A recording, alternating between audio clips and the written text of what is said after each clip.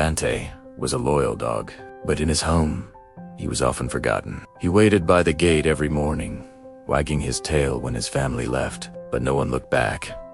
Sometimes he was given scraps, sometimes nothing at all. And so, Bante learned to wander. He searched garbage bins. He begged from kind strangers. Yet no matter how empty his stomach, no matter how far he roamed, each night, Bante came home one night. The skies began to roar. The winds grew louder. The rain fell harder. A typhoon was coming. Inside the house, the family huddled together in fear. But outside, Bante was left alone, shivering, soaking wet. He ran through the storm. At last, he found shelter in a broken shed. He pressed his body against the wall, praying the storm would end. By morning, the storm was gone, but the world it left behind was unrecognizable.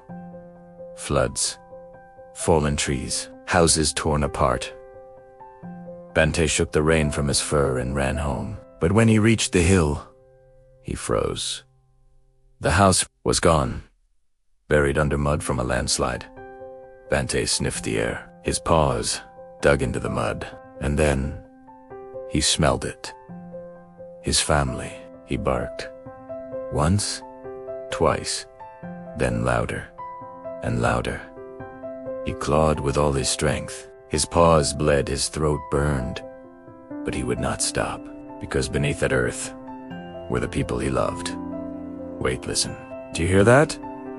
The doggies calling us. The rescuers followed Bante's cries. They dug where he stood, where he refused to leave. Bante barked, whined, and dug alongside them, desperate, unyielding. Minutes felt like hours, and then a voice.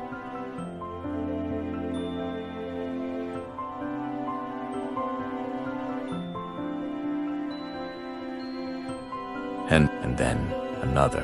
One by one, Bante's family was pulled out muddy, trembling, but alive. The mother fell to her knees, sobbing. The children wrapped their arms around Bante, their tears wetting his fur, and the father held him close.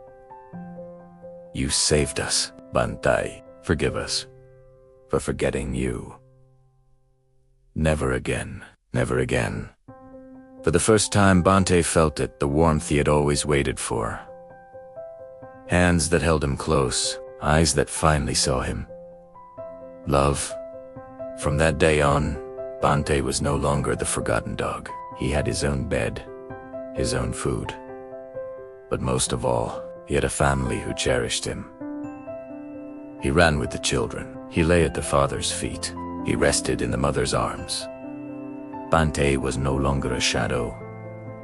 He was their hero, their guardian, their heart. And when storms returned, they held him close, not to protect him, but because they knew he was the reason. They still had each other.